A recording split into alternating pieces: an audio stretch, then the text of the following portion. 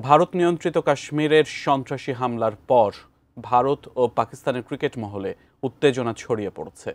এই ঘটনায় ক্রিকেট জগতের জনপ্রিয় দুই ব্যক্তিত্ব ভারতের সৌরভ গাঙ্গুলি ও পাকিস্তানের শহীদ আফ্রিদি মুখোমুখি হয়েছেন। সামাজিক যোগাযোগ মাধ্যমে তাঁদের অবস্থান স্পষ্ট করেন। কেমন ছিল তাঁদের পাল্টাপাল্টি অভিযোগ, বিস্তারিত জানাচ্ছেন জান্নাতুন নাহার জেরি।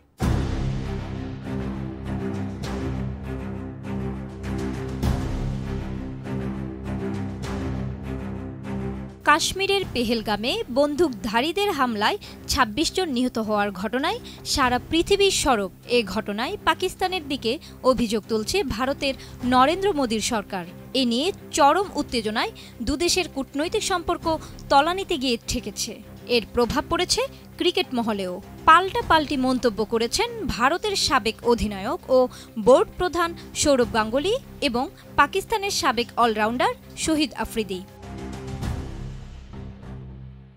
এবার পাকিস্তান সুপার লিগ PSL এর সম্প্রচার বন্ধ করে দিয়েছে ভারত। পাকিস্তানের সঙ্গে সব ধরনের ক্রিকেটীয় সম্পর্ক ছিন্ন করার দাবি জানালেন সাবেক ভারত অধিনায়ক ও সাবেক বোর্ড প্রধান সৌরভ গাঙ্গুলি। সংবাদ সংস্থা ANI-কে শুক্রবার এসব কথা বলেন তিনি।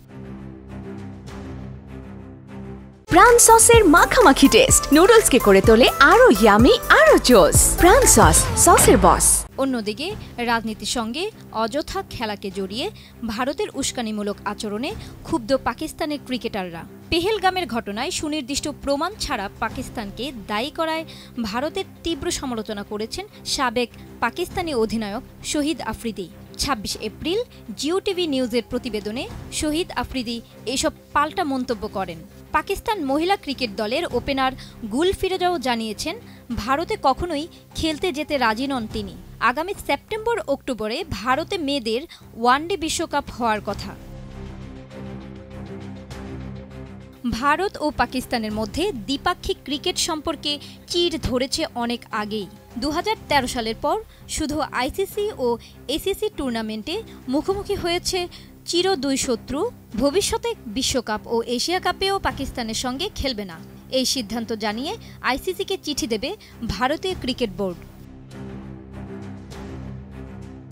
বোর্ডের এমন অবস্থানকে সমর্থন জানিয়ে সৌরভ বলেছেন তিনি শতভাগ একমত। পাকিস্তানের সঙ্গে সব ধরনের সম্পর্ক ছিন্ন করা উচিত ভারতের।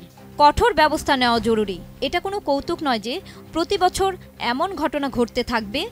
বোর্ড ICC-কে চিঠি দিলে ঠিক কাজ করবে। সন্ত্রাসবাদ কখনোই মেনে নেওয়া যায় না।